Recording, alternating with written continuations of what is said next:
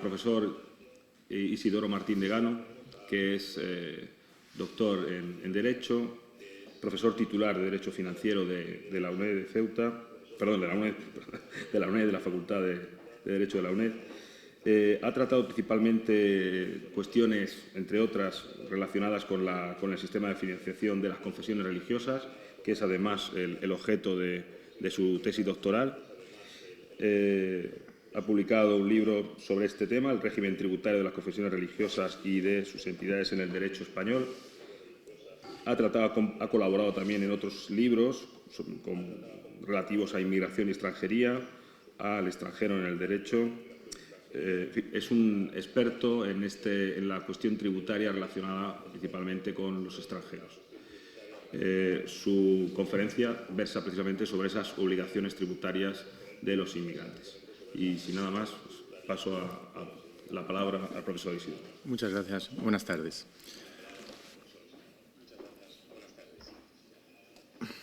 Resulta obligado comenzar mi exposición con unas palabras de sincero agradecimiento hacia el Centro Asociado de Ceuta por haberme invitado a participar en este congreso, de felicitación por la magnífica organización con la que lo están desarrollando y de reconocimiento por la hospitalidad con la que siempre me tratan cuando vengo aquí.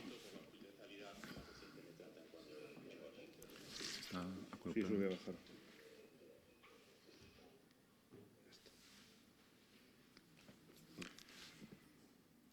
Son variadas las perspectivas que desde el ámbito jurídico pueden afrontar el fenómeno de los movimientos migratorios, pero casi todas ellas confluyen en un mismo sujeto, el extranjero que migra hacia otro país. Este es el protagonista del derecho penal, del derecho del trabajo y la seguridad social o del derecho internacional, ya sea el internacional público o el internacional privado. Delitos, prestaciones sociales, asistenciales, sanitarias, reagrupamientos familiares o matrimonios se refieren siempre a una persona determinada por su nacionalidad, contraponiéndola al régimen aplicable a los españoles. No ocurre lo mismo con carácter general en el derecho tributario español.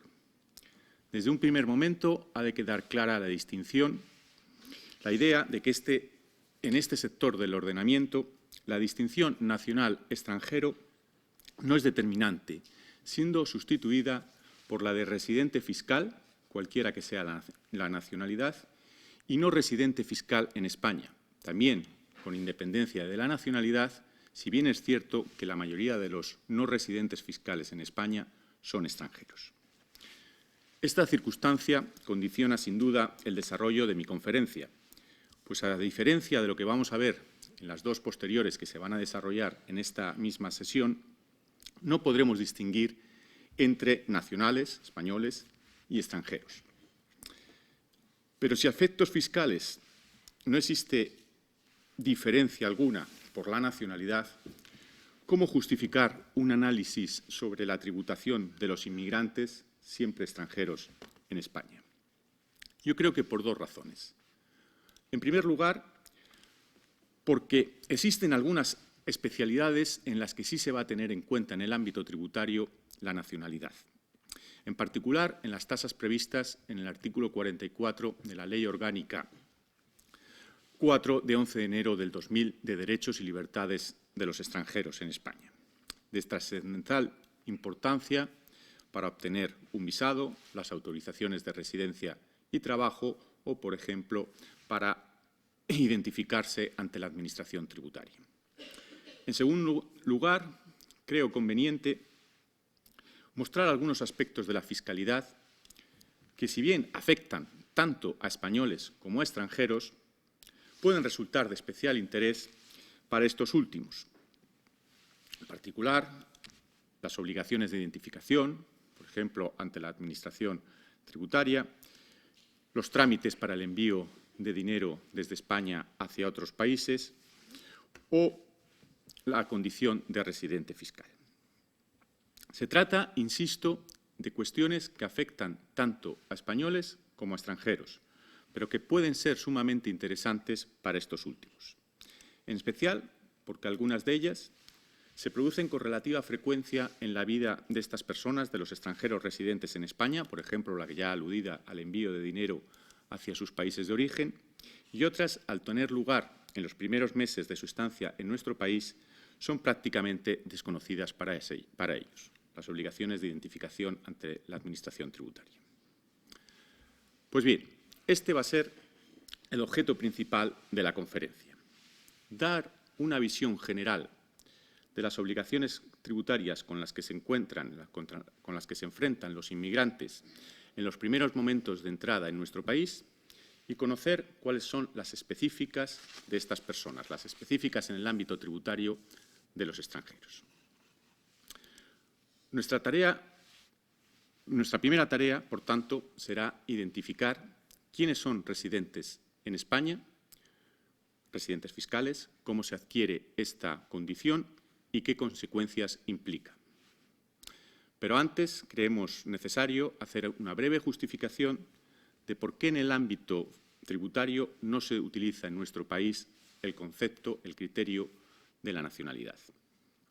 Se trata de una opción legislativa, en nuestra opinión, perfectamente lógica.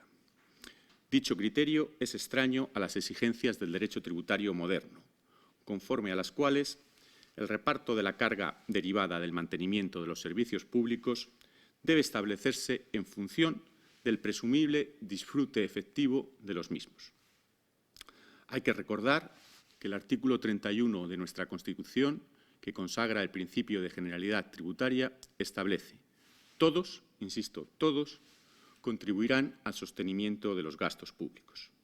Y ese todos del artículo 31 supone que quienes residen en un país, ya sean nacionales o extranjeros, en tanto disfrutan de los servicios públicos, deben contribuir a su financiación de igual modo. En definitiva, la condición de residente fiscal en España por un extranjero inmigrante determina que será gravado por los mismos impuestos, por los mismos tributos que un español que también tiene la consideración de residente fiscal en España. Veamos ahora sí quiénes son los residentes fiscales en nuestro país.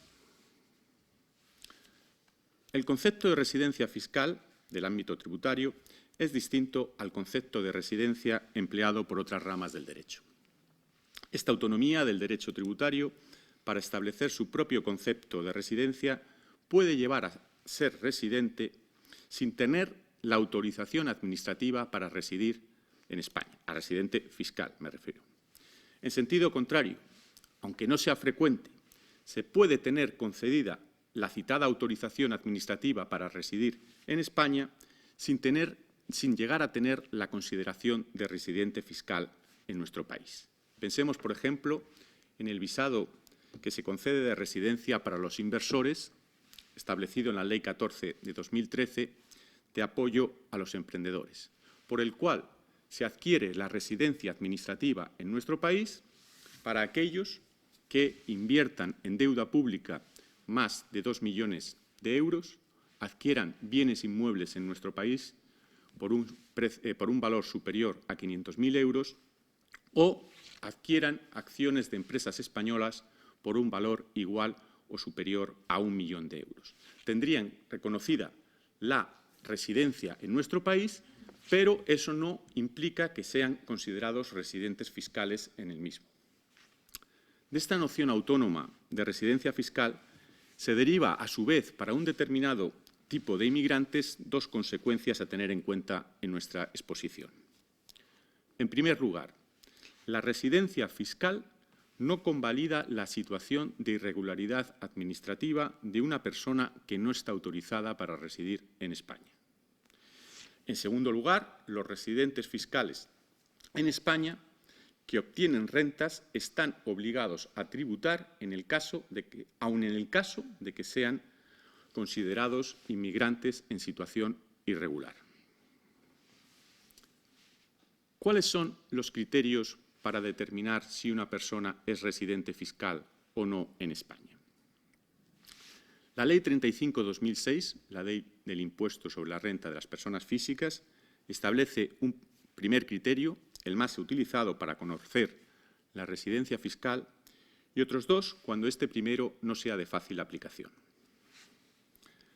El primer criterio es de carácter temporal y está relacionado con la permanencia en España durante un determinado periodo. El segundo criterio es de carácter económico, pues la conexión con nuestro país pasa porque en nuestro país, se encuentre el núcleo de sus actividades económicas. Y el último criterio es una presunción de residencia en función del lugar donde viva la familia del contribuyente. Vamos a ver cada uno de ellos con cierto detenimiento. De acuerdo con el artículo 9.1 de la Ley del IRPF, la Ley 35/2006, se entiende que una persona tiene su residencia habitual en España, siempre residencia fiscal, cuando permanece en nuestro país más de 183 días, más de 6 meses, durante el año natural. Se emplea, por tanto, un criterio basado en la residencia efectiva en nuestro territorio y no la meramente registral, como es la que deriva de la inscripción en el registro, en el padrón municipal. Como pueden imaginarse, la aplicación de este primer criterio plantea un problema, que es el del cómputo del número de días exigidos y la forma de acreditar el mismo, por lo que conviene hacer una serie de observaciones al respecto. En primer lugar, no se exige que los 183 días sean consecutivos, pues pueden ser alternos, pero sí que computen de forma independiente por cada año natural. También hay que tener presente que para realizar dicho cómputo se contarán las ausencias esporádicas de España. La Ley del Impuesto sobre la Renta no define qué son ausencias esporádicas, pero se ha entendido acertadamente que son las salidas al extranjero con la intención de volver a España.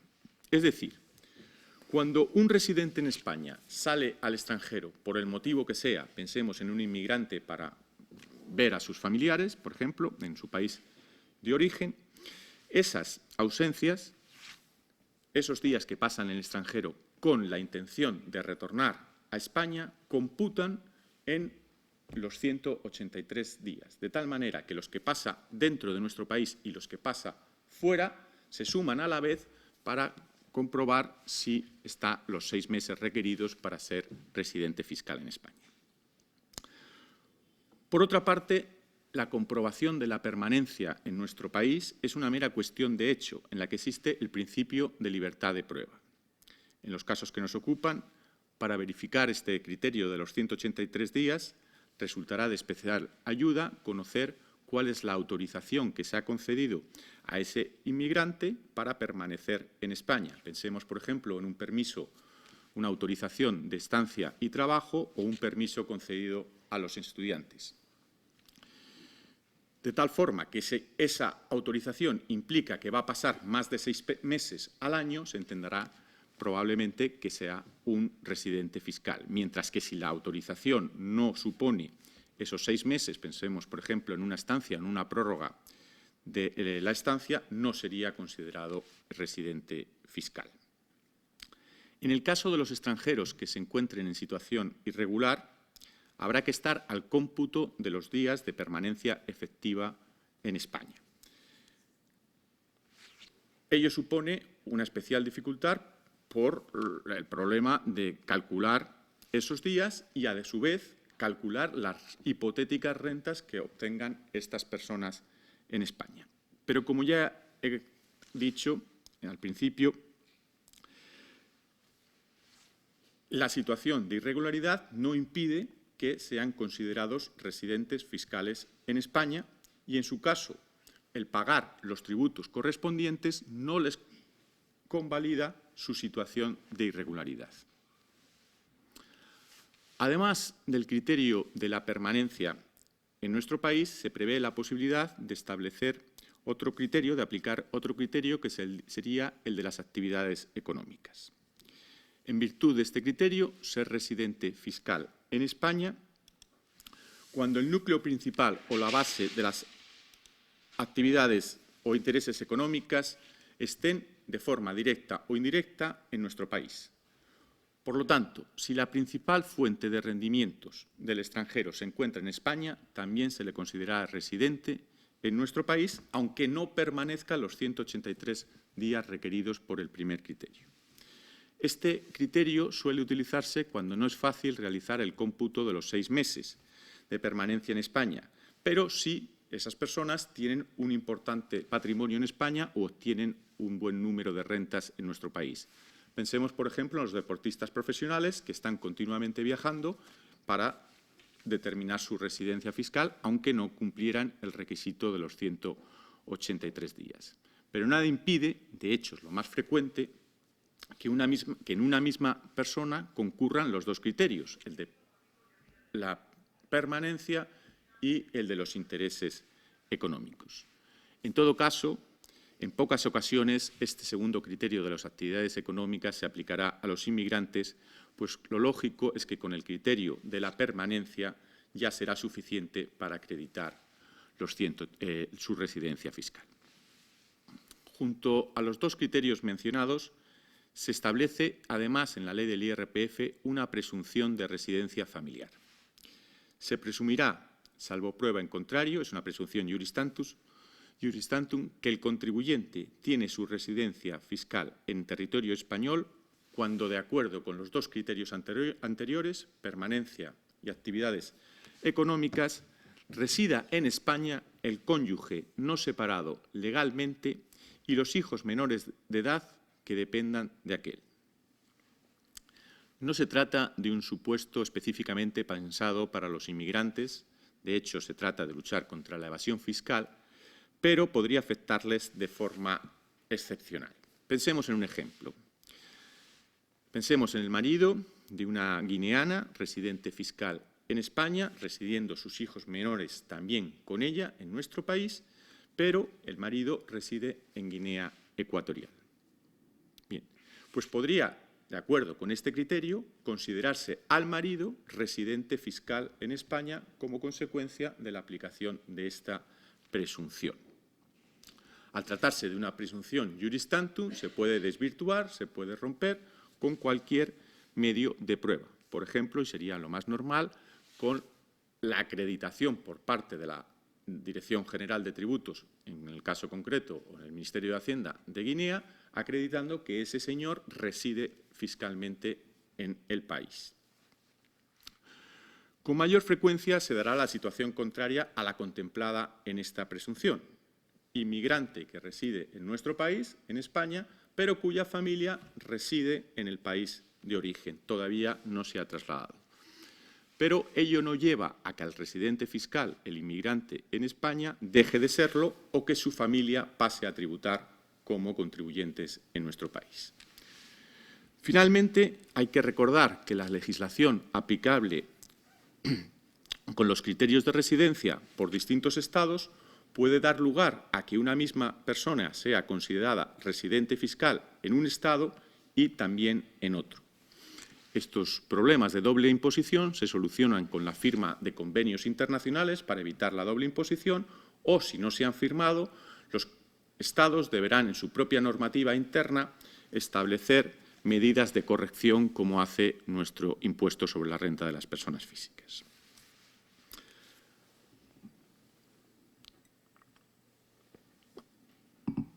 Una vez conocida cómo se adquiere la condición de residente fiscal en España, debemos analizar las obligaciones que ello implica.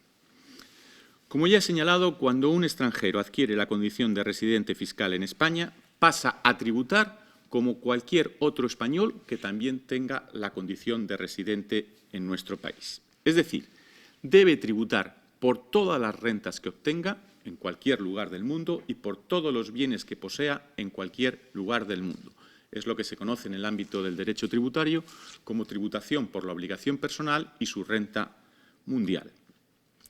Como es lógico, para conocer cuál sería la tributación de estas personas, deberíamos realizar un examen exhaustivo de todo lo que supone nuestro sistema impositivo.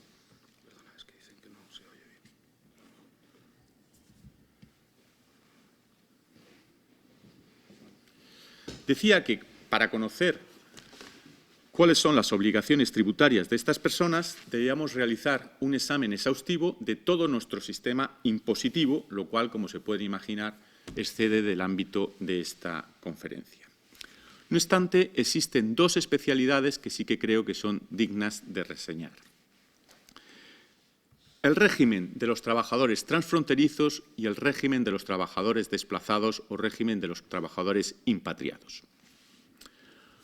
Los trabajadores transfronterizos son aquellos que, residiendo en un país limítrofe, desarrollan su actividad laboral en España y regresan a su lugar de residencia diariamente. La residencia en un Estado y la obtención de rentas en otro genera un problema de doble imposición, pues el primer Estado gravará al residente por la renta mundial, incluyendo las rentas obtenidas en el extranjero, mientras que el segundo lo hará por las rentas obtenidas en su territorio, con independencia de que no resida en él. Así, un transfronterizo residente en España y trabajador en Portugal estaría sujeto al IRPF español y al impuesto sobre la renta de los no residentes portugués. A la inversa, el trabajador residente en Portugal tributaría por el impuesto sobre la renta portugués y, si obtuviera rentas en España, por el impuesto sobre no residentes español. Estos problemas de doble imposición se han solucionado con la firma de convenios con Francia y con Portugal en los años 95 y 97, estableciendo en ambos el principio de la tributación exclusiva en el Estado de residencia, por lo que en el Estado en el que trabajan no tendrían que tributar, no estarían sujetos a impuesto alguno. El convenio firmado con Marruecos establece, en primer lugar, que se es residente fiscal en aquel territorio en el que se tiene la vivienda habitual. Sin embargo, el convenio con Marruecos no establece ninguna disposición específica para los trabajadores transfronterizos. Para estas personas habrá que acudir a las normas generales que regulan cada uno de los tipos de renta en el convenio.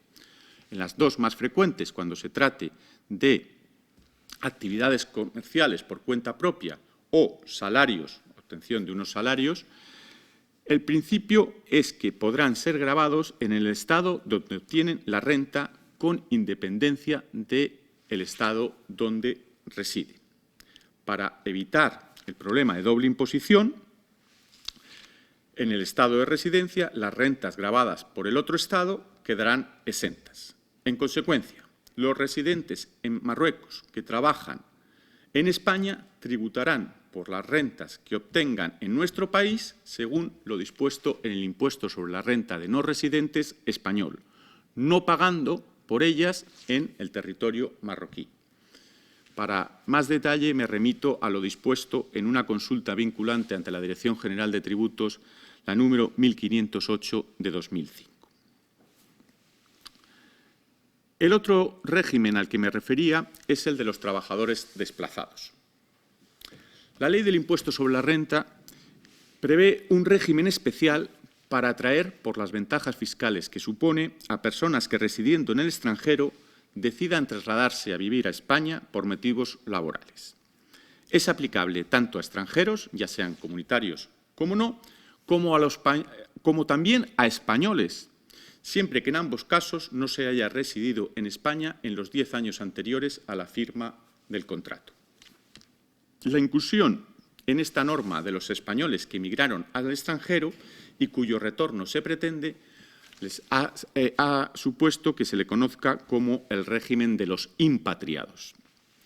La idea que se persigue con la implementación de este régimen especial es que se instalen en nuestro país trabajadores altamente cualificados, pensemos en ingenieros, directivos, ejecutivos, científicos, favoreciendo su tributación en España mediante ventajas fiscales que compensen el salario tan elevado con el que se les contrata. El artículo 93 de la Ley del IRPF establece que los trabajadores que adquieran su residencia fiscal en España como consecuencia de un desplazamiento a nuestro país por un contrato de trabajo pueden optar por el citado régimen especial si cumplen los requisitos que aparecen en la diapositiva. Este régimen en cuestión básicamente consiste en tributar, si se quiere, por el impuesto sobre la renta de no residentes.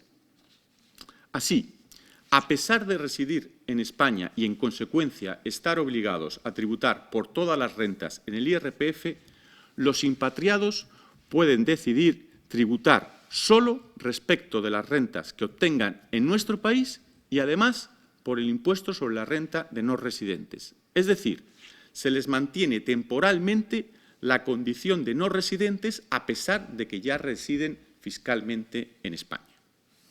Este régimen tiene un carácter transitorio, 6 años de llegada y los 5 siguientes, y solo puede accederse a él si en los 10 años anteriores no se vivió en nuestro país.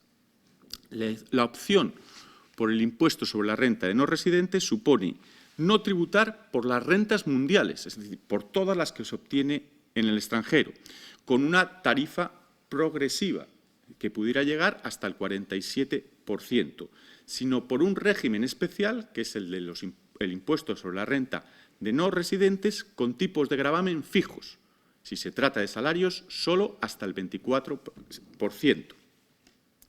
Por lo tanto, resulta especialmente interesante para inmigrantes impatriados con altas bases imponibles, porque a pesar de renunciar al IRPF, que tiene reducciones y deducciones personales, pasan a tributar a un tipo de gravamen mucho más bajo, como es el del impuesto sobre la renta de no residentes.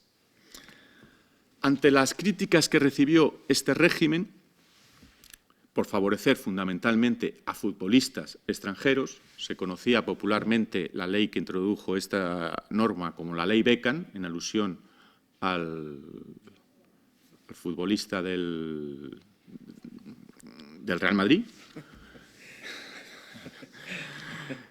Bueno, podría ser cualquiera de los otros famosos, ¿no? Bien, desde 2015, se ha limitado su ámbito de aplicación con 2 medidas. En primer lugar, se ha excluido del mismo, de este régimen especial, precisamente a los deportistas profesionales.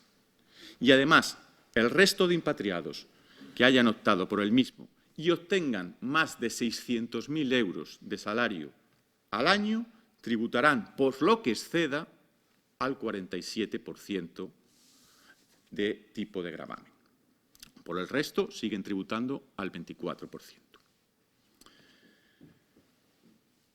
Como ya he dicho, carece de sentido explicar todas las obligaciones fiscales materiales que debe asumir el inmigrante. Más a nuestro alcance está conocer las obligaciones formales a las que se debe enfrentar. Y estas las podemos agrupar en 3 grandes grupos. La identificación personal, la información sobre el envío de dinero desde España o al extranjero o desde el extranjero hacia España, y la información sobre bienes y derechos situados en el extranjero. Toda persona tiene que estar identificada mediante un número en sus relaciones de naturaleza tributaria, que son de lo más variadas. Percepción de un salario, arrendamiento de un inmueble, operaciones empresariales o profesionales, suscripción de un seguro o simplemente abrir una cuenta corriente. Los titulares de este tipo de operaciones deben consignar su número de identificación fiscal en los documentos que formalicen. Para los españoles, esta identificación se logra a través del NIF, que es el número del DNI, seguido de una letra mayúscula. En el caso de los residentes fiscales en España que no tengan la nacionalidad española, el número de identificación fiscal es el número de identidad de extranjero, el NIE, precedido de la letra X, que es otorgado por el Ministerio del Interior, no existiendo una tarjeta específica, como ocurre con los españoles y el NIF. El NIE figura en la propia tarjeta de identidad del extranjero. Si los extranjeros todavía no han obtenido un NIE y van a realizar operaciones con trascendencia tributaria, podrán solicitar a la Agencia Estatal de Administración Tributaria un NIF provisional que comenzará con la letra M, que les será válido hasta que se les conceda el NIE. Lo mismo ocurrirá con los extranjeros que se encuentran en situación irregular.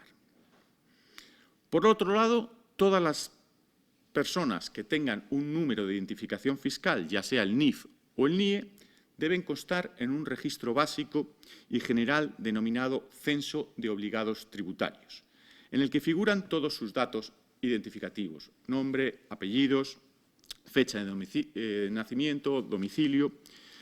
La asignación, en el caso de los españoles, de un NIF implica que automáticamente pasen a estar dentro de ese censo de obligados tributarios. En el caso de los extranjeros, la asignación de un NIE no supone la inclusión automática en ese censo. Por lo tanto, tendrán que solicitar su inclusión a través de un modelo, que es el modelo 030, en el que también notificarán la variación de sus datos personales: el estado civil, el nombre del cónyuge, el orden del apellido, cualquier una modificación en sus datos personales. Junto a la identificación fiscal por medio del NIF o del NIE, los obligados tributarios tienen que estar localizados en un domicilio, a efectos de facilitar la gestión y el cumplimiento de las obligaciones tributarias. El domicilio fiscal de las personas físicas es su residencia habitual, que será el inmueble, piso, habitación, que se habita con carácter permanente, ya sea de su propiedad o alquilado, y es el que debería figurar en el empadronamiento. Este domicilio fiscal debe ser notificado a través del modelo 030 o bien al rellenar el impreso del impuesto que se esté liquidando por primera vez. El cambio de domicilio fiscal no producirá efectos ante la Agencia Estatal de Administración Tributaria hasta que se cumpla con dicho deber de comunicación. Y esto es importante, porque la falta de comunicación del nuevo domicilio fiscal hará que las notificaciones realizadas en el antiguo sean válidas.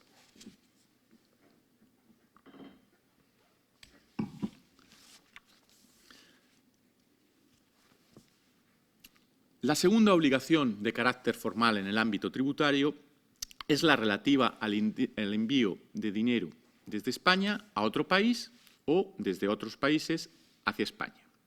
Y esta es una actividad íntimamente relacionada con el régimen jurídico de la inmigración. Lógicamente, estas actividades no son exclusivas de este sector de la población, pues pueden obedecer a distintos motivos: relaciones comerciales, relaciones empresariales, envío de ayuda humanitaria o simplemente turismo. Pero no cabe duda que tienen una especial trascendencia para los inmigrantes por razones obvias. De hecho, su evolución se corresponde con el correlativo aumento o disminución de la inmigración en nuestro país. En España, la normativa que ha regulado este tipo de operaciones ha evolucionado desde una época en la que la exportación física de determinadas cantidades de dinero al extranjero, sin contar con la preceptiva autorización administrativa, constituía un delito penal, hasta su plena liberalización en 1996 como consecuencia de la entrada de nuestro país en la Unión Europea. El régimen aplicable en la actualidad en España está basado en el principio de la plena libertad de transacciones con el exterior. En consecuencia, el envío de dinero desde España al exterior ni constituye un delito, ni una infracción administrativa, ni requiere de autorización administrativa. Esta libertad de movimientos no impide, sin embargo, que exista un cierto control por parte de la Administración a efectos estadísticos, pero también para poder identificar ciertos movimientos de capitales que pudieran tener un origen ilícito con el objeto de luchar contra el delito de blanqueo de capitales.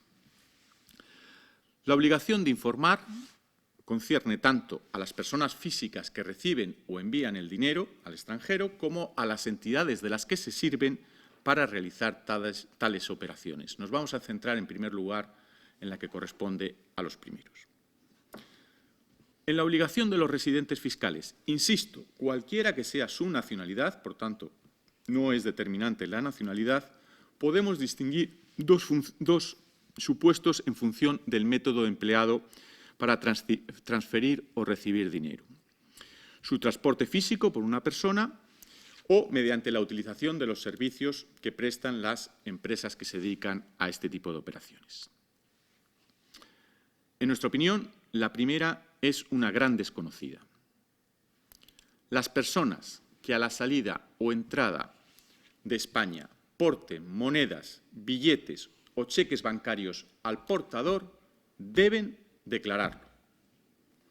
La obligación de declarar surge cuando la cuantía de estos medios de pago que he citado es igual o superior a 10.000 euros por persona y viaje. En el caso de que se trate de movimientos por el territorio español de estos mismos medios de pago, se impone la misma obligación de declarar cuando la cuantía sea igual o superior a 100.000 euros. La declaración informativa se efectuará en un impreso oficial, en el modelo S1, y se presentará sin necesidad de requerimiento alguno en el puesto fronterizo en el que exista un servicio de aduanas permanente. También se podrá presentar de forma telemática ante la Agencia Estatal de Administración Tributaria.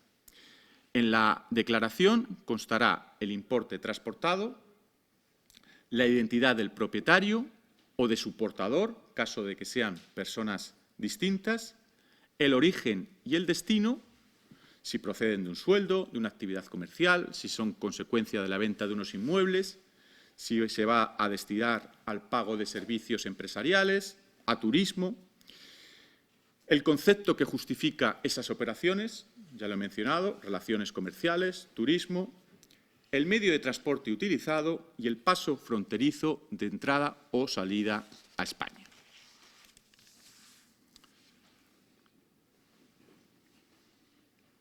La omisión de la declaración o la falta de veracidad de los datos declarados es una infracción administrativa grave, sancionada con una pena mínima de 600 euros y cuyo importe máximo podrá ascender hasta el duplo del valor de los medios de pago. Además, en los casos de ausencia de declaración, los servicios de aduanas o las fuerzas y cuerpos de seguridad del Estado pueden intervenir la totalidad de los medios de pago hallados para investigar su origen. Es decir, las fuerzas y cuerpos de seguridad del Estado pueden retener y decomisar dichas cantidades para averiguar si tienen un origen ilícito. Por otra parte, el envío de dinero desde España a otros países puede hacerse a través de dos tipos de entidades, los bancos y las empresas dedicadas al cambio de moneda o gestión de transferencia. Sus obligaciones, por lo que afecta a nuestro tema de estudio, serán la identificación de las personas y las operaciones de envío de dinero, desde España al extranjero o desde el extranjero hacia España. Por tanto, deben conocer al cliente y el destinatario, el NIF, el NIE, su domicilio, el importe, la moneda en que se realiza la operación, el país de origen y destino, el número de cuenta corriente en su caso y el concepto por el que se realiza el envío de dinero. Lógicamente, esta identificación debe extenderse a las operaciones a distancia, ya sean vía telefónica o por Internet. Si el cliente no pudiese o no quisiese aportar la documentación requerida, el establecimiento que realiza el envío de dinero no debería ejecutar la operación.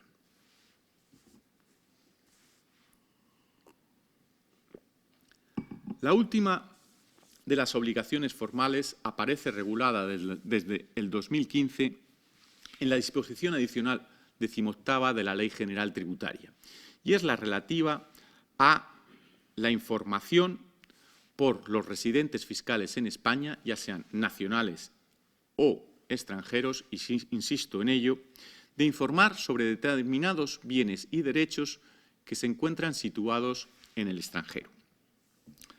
La intención de esta norma es clara: luchar contra el fraude que supone tener activos en el extranjero, activos ocultos que no han tributado en España.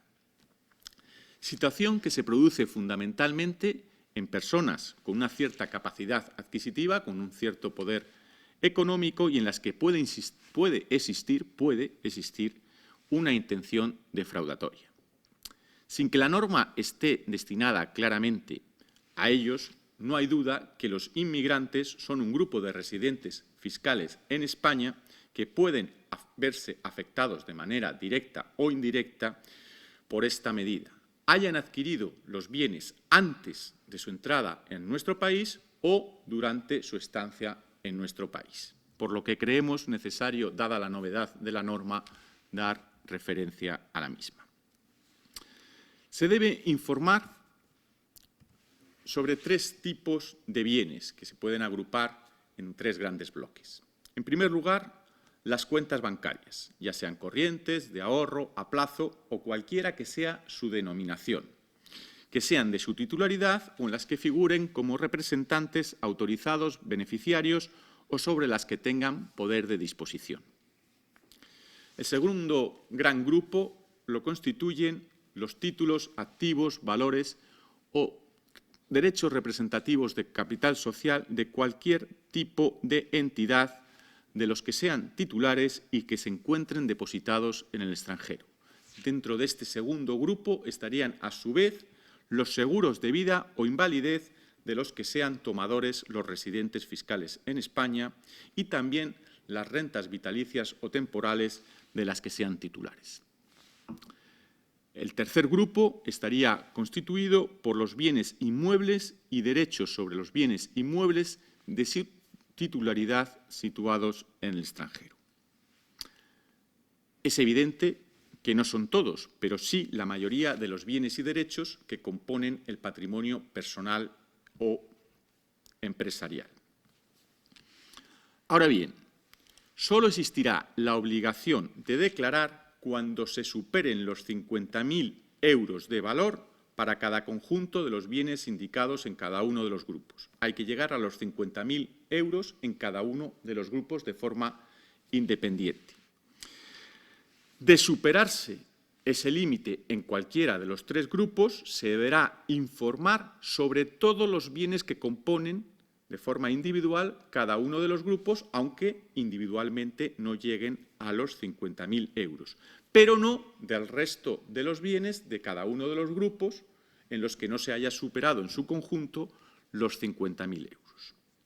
Existe obligación de informar sobre el bien cuando se supere ese límite de los 50.000 euros con independencia del número de titulares sobre el mismo. Pensemos, por ejemplo, en casos de bienes gananciales o titularidad conjunta. ¿Quiere esto decir que hay que informar del grupo correspondiente, aunque con la cuota participativa individual no se alcance los 50.000 euros? La obligación se cumplimentará telemáticamente a través del modelo 720 entre el 1 de enero y el 31 de marzo del año siguiente a aquel al que se refiera la información a suministrar. Presentada la primera declaración en los años sucesivos, solo habrá que volver a presentarla cuando se incremente el valor en su conjunto en alguno de los tres bloques en más de 20.000 euros, respecto del que determinó la presentación en la última declaración. Así que si en un bloque se superan 20.000 euros respecto del último valor, habrá que volver a informar sobre la totalidad de ese bloque. O cuando, habiendo superado los 50.000 euros en el caso de tratarse de bienes inmuebles, se produzca la transmisión de la titularidad de alguno de ellos, aunque no se alcancen los 20.000 euros que implica la obligación de comunicar de nuevo los valores de esos bienes. La falta de presentación de la citada declaración del modelo 720 o la presentación con datos inexactos genera importantes consecuencias negativas que están al orden del día, me imagino que las conocerán porque se aparecen con frecuencia en los medios de comunicación. En primer lugar, la falta de presentación de esta comunicación supone una infracción administrativa de carácter formal, con una pena en función de los datos ocultados, del número de datos ocultados. En segundo lugar, segunda consecuencia negativa, se presume que los bienes o derechos situados en el extranjero han sido adquiridos con rentas ocultas, por lo que habrá que tributar por ellas en el IRPF, suponiendo que sean personas físicas, como ganancias patrimoniales no justificadas, que se incluirán en la base imponible del impuesto, tributando al tipo general. En función de la cantidad, irían a un 43, a un 23, a un 30, a un 40%. Bien, si además el contribuyente no logra destruir la presunción, será sancionado con una infracción administrativa específica sumamente agravada, puesto que supone el 150% del valor de lo no declarado. Aunque la Comisión Europea ya ha pedido explicaciones a España por lo desproporcionado que resulta este régimen, y si las explicaciones, que todavía no las ha dado nuestro país, no resultan convincentes, la Comisión Europea podrá impugnar este régimen sancionador ante el Tribunal de Justicia de la Unión Europea.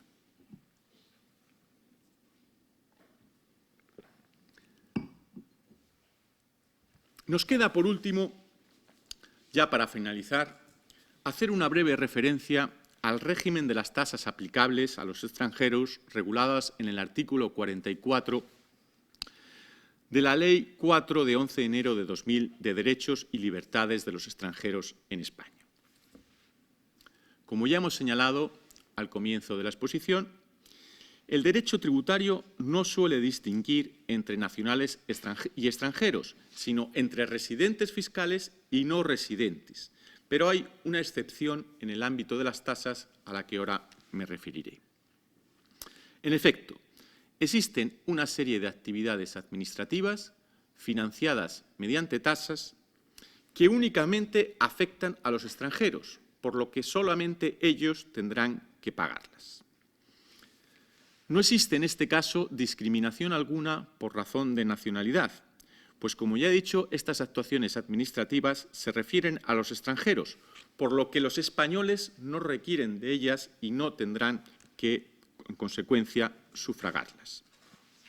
Fuera de estos casos concretos del artículo 44, todos los extranjeros que realicen en España el hecho imponible de una tasa estarán en la misma situación que los españoles que realicen ese mismo hecho imponible y, en consecuencia, ambos tendrán que pagar por la tasa correspondiente. Cada una de las tasas reguladas en los artículos 44 y siguientes de la Ley de Extranjería, que pueden ver en la diapositiva, se corresponden con las diversas situaciones por las que discurre la vida del extranjero, en particular de aquel que es inmigrante en España. Su entrada en nuestro país, la permanencia, ya sea por una estancia o por una residencia, la posibilidad de desarrollar un trabajo y su necesaria identificación. De todas ellas, solo una tiene como destinatarios a todos los extranjeros sin distinguir por su nacionalidad, la identificación, puesto que los comunitarios y los nacionales de los Estados que forman parte del Acuerdo sobre el Espacio Económico Europeo ni necesitan un visado para entrar en España, ni necesitan de un permiso o autorización para residir o trabajar en nuestro país. Al margen de estas tasas estatales, algunas comunidades autónomas y algunos ayuntamientos se están planteando, y algunos ya lo están haciendo, exigir a los extranjeros tasas por los servicios prestados que derivan de los mandatos de la ley orgánica. Así, por ejemplo, Madrid ya exige tasas por los informes o certificados que expide en relación con la reagrupación familiar, sobre si hay o no una vivienda adecuada para que se produzca la reagrupación, o por la residencia por arraigo, sobre si hay o no acreditación de circunstancias excepcionales, o por el la renovación del permiso de residencia y trabajo para saber si existen esos esfuerzos de integración que se necesitan para obtenerlo. Como es lógico, no tenemos tiempo para analizar todos los elementos esenciales de cada una de estas tasas, por lo que me voy a centrar en una cuestión novedosa y discutida que está presente en todas ellas. El presupuesto de hecho que determina la obligación de contribuir está constituido por la admisión a trámite de la autorización que se solicita, ya sea el visado, ya sea la estancia o residencia, el trabajo o la identificación. La mera solicitud de la autorización que implica cada una de estas tasas obliga a su pago, con independencia de que posteriormente se conceda o se deniegue lo solicitado. Es importante destacar este cambio que ha habido en la legislación española con respecto a la Ley Orgánica de Extranjería del año 2000, en la que la concesión de la autorización y no su mera tramitación era lo que determinaba el pago de la tasa. En definitiva, para que quede claro, si alguien quiere solicitar un visado para entrar en España, es necesario que lo pague. Después se le concederá o se le denegará, pero previamente hay que pagarlo y habrá que esperar a la resolución del expediente para ver si puede o no tener ese visado. Pues bien, la fijación del devengo en el momento de la solicitud, o más concretamente en el de la admisión a trámite, no es lo mismo, y no en el de la resolución positiva, ha suscitado fuertes críticas, especialmente, como es lógico, cuando se deniega la autorización correspondiente. Frente a ellas se ha expuesto por la doctrina que, según la definición legal de tasa prevista en el artículo 2 de la Ley General Tributaria, la actividad administrativa que genera una tasa no tiene por qué solo beneficiar al particular, sino que basta con que se le refiera o afecte, que es lo que ocurre en los casos en los que la resolución del expediente es negativa. Al margen de esta interpretación meramente literal, hay que tener en cuenta que con las tasas, no solo con estas, sino con cualquier otra, lo que se pretende es cubrir los gastos de la mera tramitación de un expediente, actividad administrativa previa que se realiza cualquiera que sea el resultado final. En todo caso, la situación no debería ser tan dramática como pudiera parecer en un primer momento, pues quienes deciden solicitar, por ejemplo, un visado para realizar una estancia, residir o trabajar en España, suelen hacerlo con unas garantías previas y mínimas que se lo van a conceder, pues entienden que cumplen con los requisitos exigidos. Por ejemplo, no tendría sentido solicitar un visado si previamente no se ha conseguido la previa autorización pertinente de residencia o trabajo. Con esto termino y quedo a su disposición por si quieren preguntar algo o hacer algún tipo de observación al respecto. ¿Me ha gustado el tiempo? Sí, sí, muy bien, estupendo. Bueno, si alguien quiere comentar algo, pedirle disculpas, profesor Isidoro, porque hemos estado pendientes, ha habido problemas de conexión y bueno, tenemos 76 alumnos conectados ahora mismo y estaban un poco agobiados porque se les iba y se les venía la imagen. ¿Alguien tiene alguna cuestión? Sí, Tino, por favor. ¿Pero no lo han podido oír? Sí, sí, pero sí, se ha cortado, iba y venía. Sí, una pregunta concisa y concreta. Hay una situación que hoy por hoy se detecta en la administración, sobre todo TOT, en Ceuta relativa a la exigencia o a la solicitud de información fiscal, ya sea a nacionales o extranjeros que residan en Ceuta y por lo tanto tengan su domicilio fiscal en España. Claro, le planteo un caso concreto, ¿no? Una señora va a solicitar una prestación determinada. Cuando acude a la administración, traiga con ella una declaración fiscal del país vecino de Marruecos donde figure o que conste que no tiene ni bienes, ni propiedad, ni renta, etc.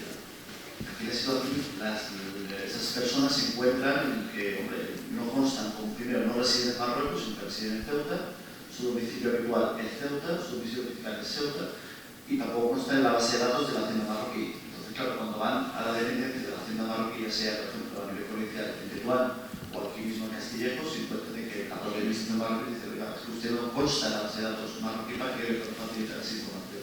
Esto, la pregunta es, aquí, la persona cómo debe actuar, porque sí que es cierto que está obligada siempre el que resida fiscalmente en España a facilitar esa información tributaria, de renta o patrimonio, de qué es lo que tiene fuera de lo que decíamos antes, ¿no?, de la renta o patrimonio mundial. En esta situación, esta persona se ve obstaculizada y no puede acceder a ciertas prestaciones o a ciertos trámites relativos a temas tributarios por el hecho de que le exigen o le solicitan de documentación que primero ella no puede acceder a ella o no la puede obtener sencillamente porque no existe. Porque no existe. Bien, yo entiendo que la situación no es propia de los ceutíes, puede ocurrir con cualquier residente fiscal. Pues bien, si la Administración tributaria solicita una información, que el contribuyente en cuestión se la facilite. No tengo bienes. Si la Administración tributaria no está de acuerdo con esa declaración, lo que tendrá que hacer es comprobar e iniciar un procedimiento de investigación. Pero lo que no se puede es pretender probar un hecho negativo. La prueba de un hecho negativo es una prueba diabólica, imposible. Si no me cree, actúe en consecuencia, pero usted no me puede negar algo que yo no puedo probar. Yo no puedo probar que no tengo bienes. Yo declaro que no tengo. Si no me cree, inicie un procedimiento de comprobación o solicite información a la Administración tributaria marroquí o la que sea. Y si ésta, a su vez, reconoce o informa sobre que ese señor no tiene bienes, ya lo que no puede hacer la Administración tributaria es no creérselo. Tendrá que actuar de algún modo. Cierto, lo que ocurre es un poco curioso, es que... Un poquito más alto, por favor. Sí, Es que no. lo que ocurre, y a veces es incluso curioso porque nos hemos encontrado con estos casos desde la administración local, que nosotros no tenemos ningún tiempo porque hay mucha gente que accede para solicitar información o lo que fuera, y es que dicen que, dependiendo del funcionario de turno que le toque, es que hay sospechas de que puedan tener doble nacionalidad, aunque en el caso de Marruecos es imposible porque no existe un convenio de nacionalidad entre Marruecos y España. Entonces se encuentra la situación de surrealista en el que el propio funcionario duda incluso de si esta persona tiene incluso otra nacionalidad, que pueda tener otro nombre o otro apellido. Entramos en una situación surrealista. Sin embargo, lamentablemente en Ceuta ocurre. Es decir, muchísimas personas se ven obstaculizadas a no acceder a ciertas prestaciones por este hecho de que cuando acuden, lamentablemente reciben por falta de información evidentemente el usuario, recibe la respuesta de que, oiga, si usted no me trae este documento, yo no le puedo tramitar X trámite. Entonces, aquí... ¿Pero ese documento que solicitan cuál es? Tan surrealista como lo siguiente: tráigame usted un papel en el que ponga que no tiene nada de Marruecos. Es que, por ejemplo, se solicita cuando, por ejemplo, se va a solicitar el IMIS, el empleo, el salario de inserción, se solicita que efectivamente hay unos mínimos, o sea, no pueden tener cierto nivel de patrimonio, porque entonces no estarían en sus niveles de pobreza grave o severa. Entonces, una de las cosas que se les pide es que efectivamente demuestren que no tienen propiedades en Marruecos. Es cierto lo que comenta él, y también es cierto que hay muchos ceutíes que tienen doble nacionalidad, aunque no reconoce. Sí, la realidad. Una cosa es la legalidad, otra cosa es la realidad. Ya, pero por eso digo que el funcionario sospecha porque conoce la realidad de Ceuta. O sea, es decir... Con el trabajo de por equivocación en español con darme el equivocar y darme el marroquí. Sí, es cierto. Aunque no hay un reconocimiento de una nacionalidad, es cierto que la realidad de Ceuta es que muchos ceutíes que son de origen, no, aunque ni siquiera de adopción, sino que son naturales, nacidos aquí, pero sabes que en el derecho marroquí la nacionalidad no se pierde nunca. Entonces, aunque hayas nacido en Ceuta como español y padres españoles, tú, por tener antecedentes, antepasados marroquíes, puedes ir a Marruecos y sacarte por matrimonio, bueno, es que no hace falta, vamos, tú lo sabes, simplemente, por ejemplo, para el reconocimiento de matrimonio religioso. en Marruecos, que también se hace. O sea, hay muchos ceutíes que también lo hacen. Así que, digamos que por eso imagino que el funcionario sospechará por eso, imagino. En esta lógica de sospecha, ¿estarían parados dentro de alguna manera? Pero yo creo que no se trata de una cuestión de sospecha. Bueno, al final será una cuestión de sospecha, sin duda, ¿no? Pero esa motivación no puede llevar a ningún sitio. En tanto, ese señor es residente fiscal en España, está obligado, como he dicho, como cualquier otro residente fiscal en España, con independencia de su nacionalidad. La declaración que presenta ese señor del IRPF, en teoría, es de su renta mundial. Las tenga en Marruecos o las tenga en América. Y si no presenta declaración del impuesto sobre el patrimonio es porque no tiene bienes en el extranjero, ni siquiera el modelo 720. Lo que tiene que hacer la Administración tributaria es, si tiene sospechas sobre ese señor fundadas, es actuar, comprobar si efectivamente tiene bienes en el extranjero o tiene rentas que no han sido declaradas. Pero probar, o sea, exigir la prueba de que no se tienen rentas es imposible. Lo único que se me ocurre es que solicite a la Administración tributaria marroquí un certificado de que no se es residente ni que se ha presentado cualquier tipo de impuesto en ese país.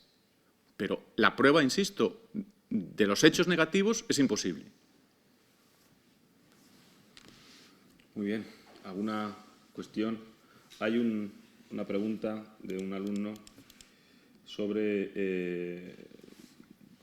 una pregunta se dice sobre un inmigrante irregular puede abrir cuenta bancaria. Un inmigrante irregular, si quiere realizar operaciones con trascendencia tributaria, por ejemplo, abrir una cuenta bancaria, lo que le van a solicitar es un NIF. En consecuencia, tendrá que solicitar un NIF ante la Agencia Estatal de Administración Tributaria, porque lo que no puede obtener es un NIE, un número de identificación de extranjeros. No tiene acceso a su situación de irregularidad, pero eso, digamos que son dos ámbitos del derecho completamente distintos. Uno es lo que sería el derecho de extranjería, por llamarlo de alguna forma, y otro es el derecho fiscal. Y a efectos fiscales, ese señor es residente fiscal en España si permanece los 6 meses en el año natural o en su supuesto extraordinario de la residencia para emprendedores, ¿no? Que obtenga, o los deportistas profesionales, aunque no estén los 183 días, si tienen el núcleo de sus actividades económicas en España, pasan a ser residentes fiscales. En consecuencia, un señor en situación irregular, un inmigrante, es considerado un residente fiscal en España y, en su caso, tendría que tributar como cualquier otro. Hay un problema de prueba, un problema de cómputo y si alcanzara los mínimos exigidos. Pero piensen, por ejemplo, en que ese señor obtiene ganancias en el juego. Tendría que tributar como cualquier otro residente fiscal, ya sea español o no. Es que la nacionalidad, salvo en las tasas y en algún supuesto específico, como serían los diplomáticos, fuera de eso, no es determinante en cuanto a las obligaciones, ya sean formales, que son las que me he referido, o obligaciones materiales. Están sujetos a los mismos tributos que cualquier otro residente.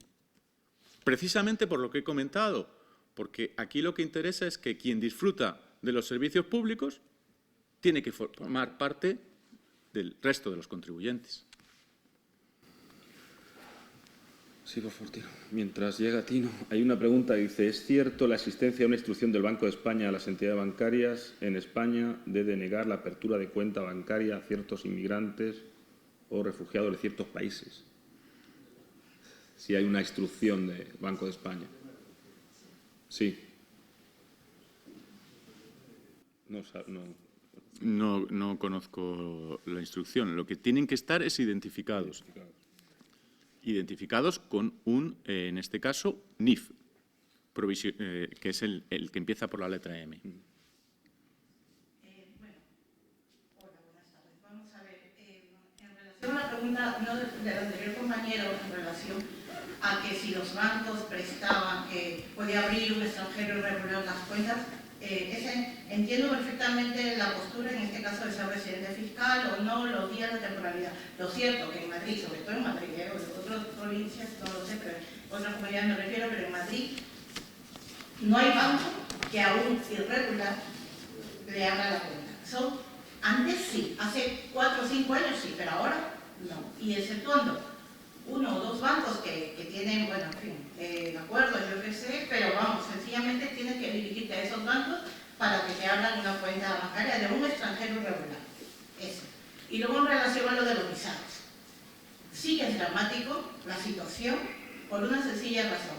Si usted pide un visado de reagrupación familiar después de que le ha sido concedido, pagadas las tasas y todo, entrega, esta persona extranjera que está en su país de origen tiene que venir acá, pasa por el consulado, resulta que el consulado se lo puede denegar.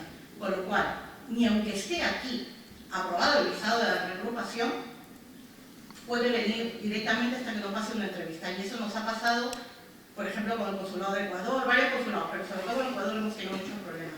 O sea que se paga, pero no hay una previa, como usted manifestó, de que posiblemente va a ser admitido. No necesariamente. Solamente aclarar eso. Bueno, yo he dicho que posiblemente sea dramático, que no sea dramático, precisamente porque habrá unos precedentes administrativos y me imagino que quien va a solicitar un visado sabrá que en ese consulado, en esas mismas condiciones, no lo están concediendo.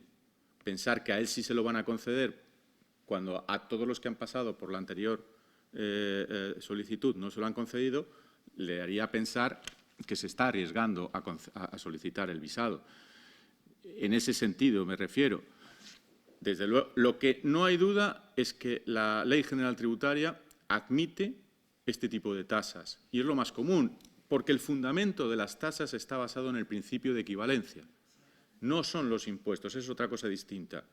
Las tasas hay que pagar la actividad administrativa y la actividad administrativa empieza a generarse en el momento en que se admite a trámite la solicitud.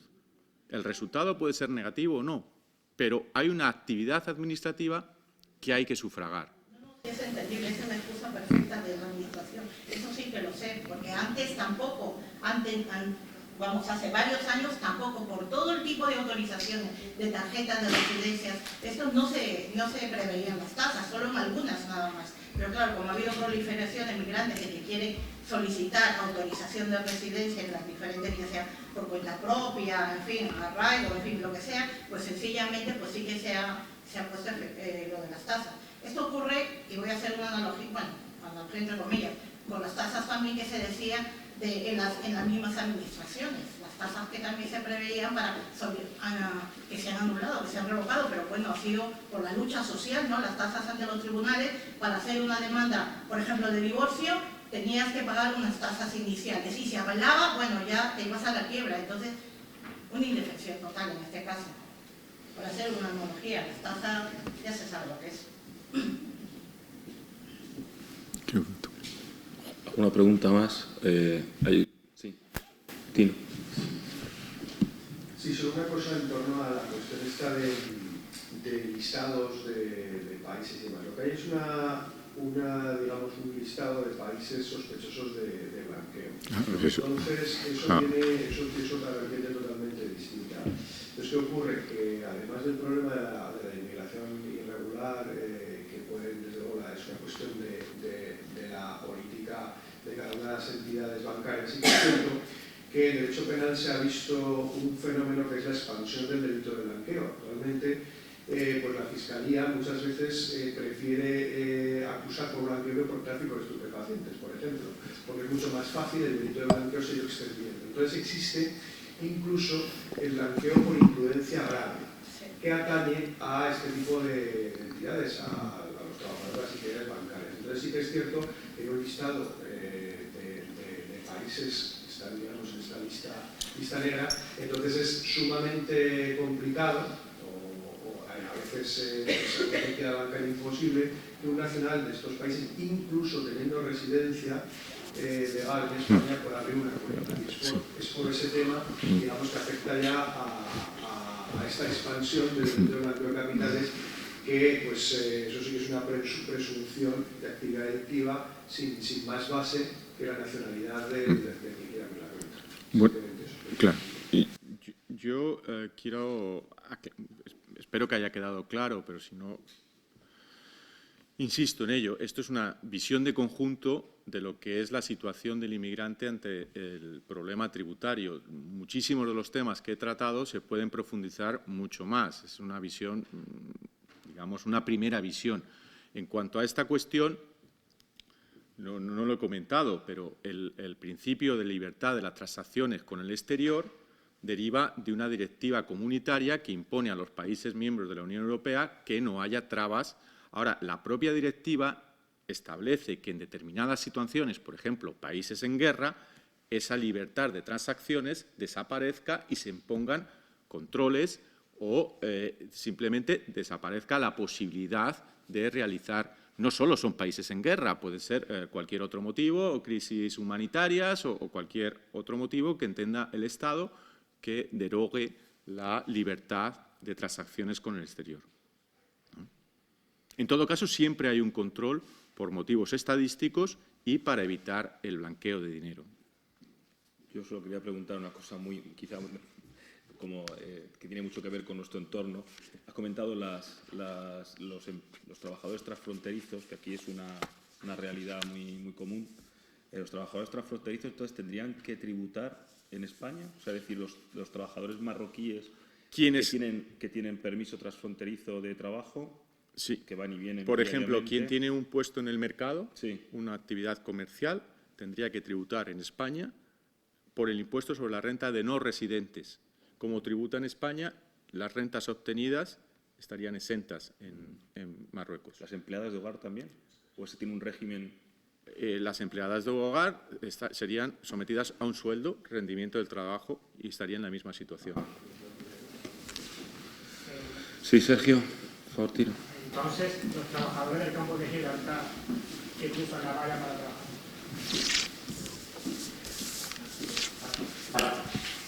Los trabajadores del campo de Gibraltar que van a Gibraltar y vuelven, tendrían que cotizar en Gibraltar o en España. Bueno, Gibraltar tiene un régimen completamente distinto del resto de fronteras. Distinto de Marruecos, Portugal, Francia e incluso Andorra desde el año 2012. Gibraltar para España es un paraíso fiscal y, en consecuencia, tiene un régimen especial. No tiene nada que ver con estos países. El residente en España que trabaja en Gibraltar estaría sometido al IRPF español por su totalidad. Lo que pasa en Gibraltar se queda ahí. No nos interesa si hay doble imposición o no. No tiene nada que ver Gibraltar con el resto de fronteras.